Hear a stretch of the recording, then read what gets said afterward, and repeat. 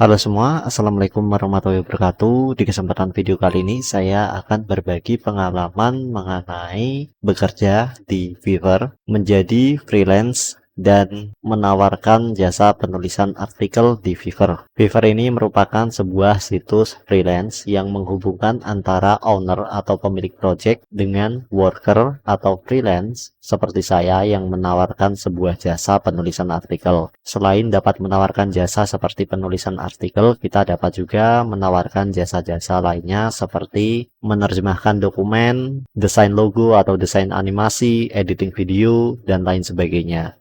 Bahkan ada juga jasa-jasa seperti supranatural, meramal. Kita bisa juga tawarkan jasanya di Fiverr. Intinya, nanti yang penting permintaan dari pemilik project atau owner dapat kita selesaikan sesuai dengan yang dia inginkan, sehingga nanti kita bisa mendapatkan bayaran dari pekerjaan tersebut. Awalnya sendiri aku membuat akun di situs Fiverr pada tahun 2021 bulan September. Jadi pada saat itu aku cuma iseng-iseng aja buat akun, dan setahun kemudian juga aku nggak buat gigs, nggak menawarkan jasa apapun, cuma buat akun saja. Dan kemudian temanku yang merupakan seorang desainer, dia ternyata mendapatkan banyak penghasilan dari bekerja sebagai freelance. Akhirnya dia menyarankanku untuk membuat atau menawarkan jasa di situs Fiverr. Nah,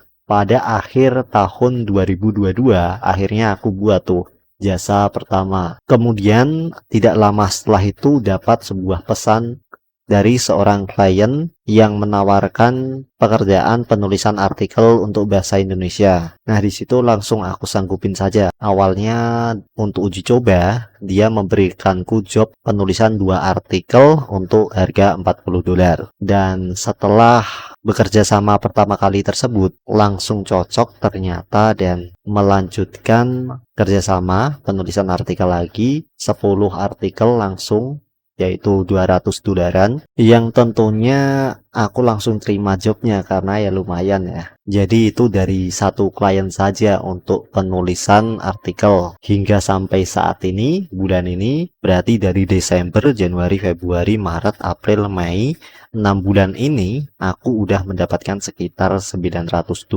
dari penulisan artikel di Fiverr. Itu hanya dari satu klien saja. Jadi saat ini aku baru mendapatkan orderan penulisan artikel dari satu klien saja, dan hasilnya pun lumayan ya. Bahkan dari orderan yang diberikan oleh klien tersebut, gigs yang aku tawarkan di Fiverr mendapatkan label atau badge Lensana Fiverr Choice, pilihan Fiverr. Jadi gigs yang aku miliki sekarang direkomendasikan oleh Fiverr karena bisa menghasilkan banyak pekerjaan dari satu gigs tersebut. Nah, selain itu aku juga membuat gigs lain seperti content placement untuk penempatan backlink di situs yang aku miliki karena aku seorang blogger, dan di situ aku juga mendapatkan satu klien dari Hong Kong yang memesan satu backlink seharga $50. Nah, menurutku situs Fiverr ini lumayan sekali ya sebagai freelance untuk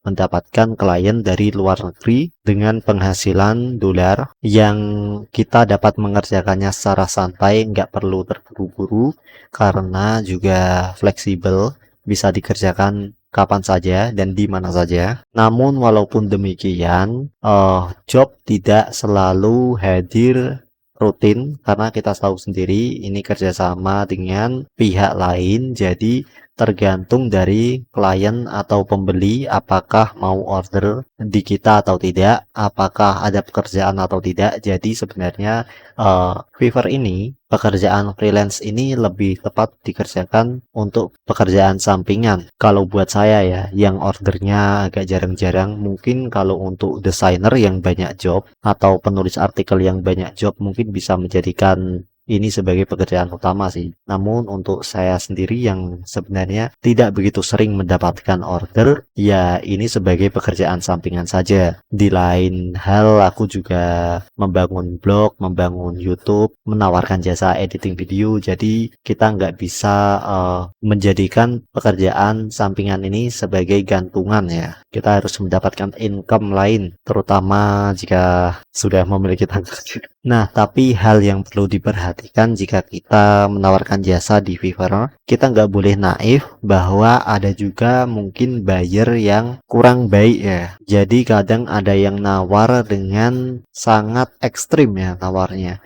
Sudah minta potongan harga dan juga minta pekerjaan tambahan. Bayar-bayar seperti ini bagiku red flag ya. Jadi kita perlu berhati-hati dalam memilih buyer juga, apakah buyer tersebut amanah dan memberikan pekerjaan yang masuk akal atau tidak. Karena kalau kita rasa nggak cocok dengan apa yang kita kerjakan dengan harga yang diberikan, maka lebih baik tidak usah dikerjakan daripada nanti kita mendapatkan rating yang buruk. Fiverr sendiri memiliki potongan yang cukup besar, kayak 20% ya. Jadi jika project yang aku tawarkan memiliki harga $200, aku cuma mendapatkan $159 saja. Potongannya cukup besar. Nah, karena potongan yang besar ini, mungkin banyak freelance yang beralih ke situs lain, misalnya seperti Upwork yang aku belum pernah coba, dan ada situs-situs lainnya juga. Ini menjadi kesempatan untuk freelance pemula yang baru menawarkan jasa, karena tentu akan selalu ada peluang bagi kita dalam menerima order. Yang penting kita sudah mempublikasikan gigs atau jasa yang kita miliki di situs Fiverr. Nantinya selama kita aktif, kita online dan memberikan jawaban pada pertanyaan klien yang mungkin bertanya tentang jasa yang kita miliki, tentu suatu saat nanti kita akan mendapatkan order. Nah, kira-kira seperti itu untuk pengalaman pertamaku dalam bekerja sebagai freelance di Fiverr. Jadi dari orderan pertama tersebut, aku akhirnya mendapatkan banyak orderan baru lainnya, yang hingga sampai saat ini jika di total sudah terkumpul hingga $900 selama ya 6 bulan. Kira-kira begitu mengenai pengalamanku bekerja sebagai freelance di situs Fiverr.